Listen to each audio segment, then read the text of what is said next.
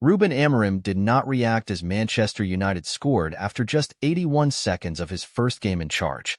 Instead, the new head coach stood motionless on the touchline, as if nothing of note had just happened. The Portuguese had become only the second permanent manager in Premier League history to see his side score within the opening 2 minutes of his very first game, after David Moyes with Everton in March 2002.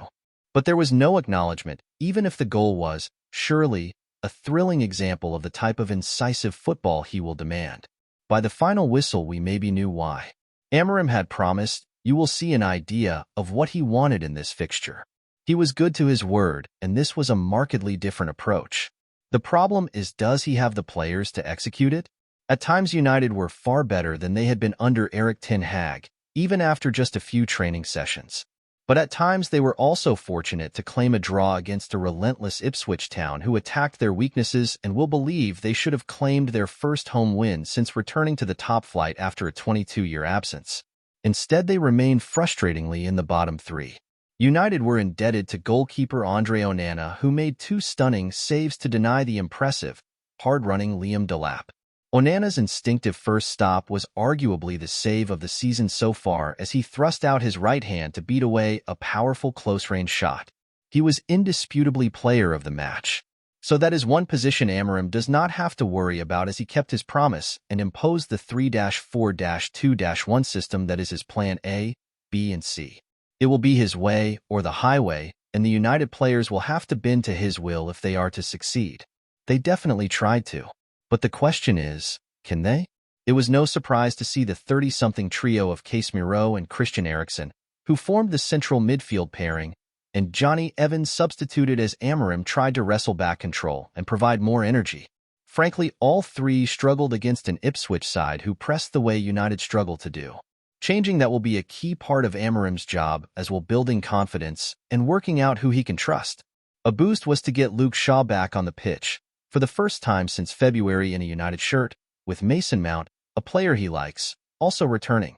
Yes, players were missing, and not least Lenny Yoro, yet to feature through injury since his summer move, and 2 other center-halves in Lisandro Martinez and Harry Maguire.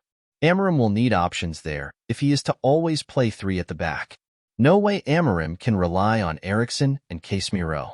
Evans, at 36, tried to step out and press Omari Hutchinson, but never got close, while Casemiro, at a creaking 32, failed to do the same as the Ipswich playmaker received the ball on the edge of the penalty area and deservedly drew his side level just before halftime. The 21-year-old's first Premier League goal deflected up off Nussair Mazraoui, playing at right centre-back, to fly over Onana, but was no fluke. For United, Kobbie Mainoo, on the bench, cannot come back soon enough because there is no way that Amorim can rely on Eriksen and Casemiro. Both have been fine midfielders, but will be overrun as they were by Ipswich. Against better teams, it could be carnage. Maybe one option will be to move captain Bruno Fernandes back there, as Amorim eventually did, and hope he can use his passing range. By then, United were pragmatically playing longer to try to evade Ipswich's press, while they also benefited from Kieran McKenna's side inevitably dropping a little their intensity, as they had given everything in front of a wonderfully raucous crowd. It will be interesting, in that context, to see whether Amorim persists with Marcus Rashford as his central striker. Rashford took his goal well, showing the determination to sprint into the penalty area and meet Amad Diallo's cross, but after that struggled in the key task of this system, linking the play. Campaign may turn into a brave live experiment. The intriguing thing will be how Amorim, who successfully used Diallo as a right wing-back, makes it all work in the hurly-burly of mid-season, with games coming thick and fast and so little time available on the training pitch.